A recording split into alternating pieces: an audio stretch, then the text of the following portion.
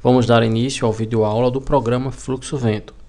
Este vídeo-aula foi confeccionado pelo professor e mestre em Arquitetura e Urbanismo, Ricardo Souza Marques. O programa Fluxo Vento é um programa muito simples de se trabalhar, porém a sua única limitação é que suas simulações devem ser feitas apenas para ambientes internos, ou seja, não se trabalhar com malhas urbanas e prédios isolados, ou ambientes que tenham pelo menos duas aberturas, uma entrada e uma saída de vento.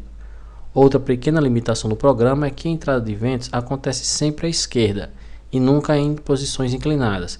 Caso queiramos trabalhar com essa inclinação, temos que desenhar a edificação, a planta inclinada. Mas vamos para uma simulação bem simples, uma casa com dois cômodos aleatórios, né? E para tal ativamos primeiramente o grid. Quando nós ativamos o grid, ele aparece essa representação de pontinhos, que é exatamente a malha de 1 por 1. Caso eu queira alterar o grid, basta mudar essas medidas e simplesmente desativar e ativar o grid novamente. Sugiro também que na simulação ativemos a opção de atração.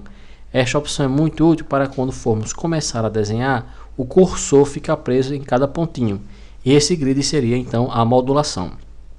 Comecemos então fazendo a ferramenta de linha e vamos fazer aqui como se fosse um quarto. Então eu ando aqui uma casa, seria 1 metro. Aqui eu andaria, digamos então que 4 unidades. Faço aqui 3, que representaria a parede. Deixo 1 metro de abertura, que seria a porta. E deixo mais 1 metro de abertura, que seria outra janela. Digamos então que aqui eu tivesse outro cômodo, né, com a janela no canto. Esse cômodo seria relativamente menor, visto que a porta ficaria uma de frente para a outra.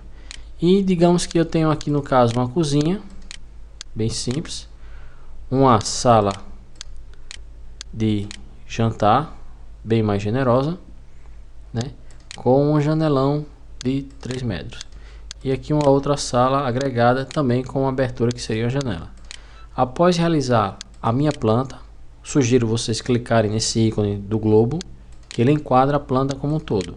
E simplesmente basta clicar nesse ícone do calcular. Aguardamos então e vemos a simulação acontecer em tempo real. Ressalto aqui também que esse programa não apresenta os vórtices, ou seja, os movimentos de turbilhonamento. E muitas dos fluxos que acontecem também não são bem representados, mas ele serve para ter uma visualização rápida e geral de como acontece o fluxo do vento no interior da edificação.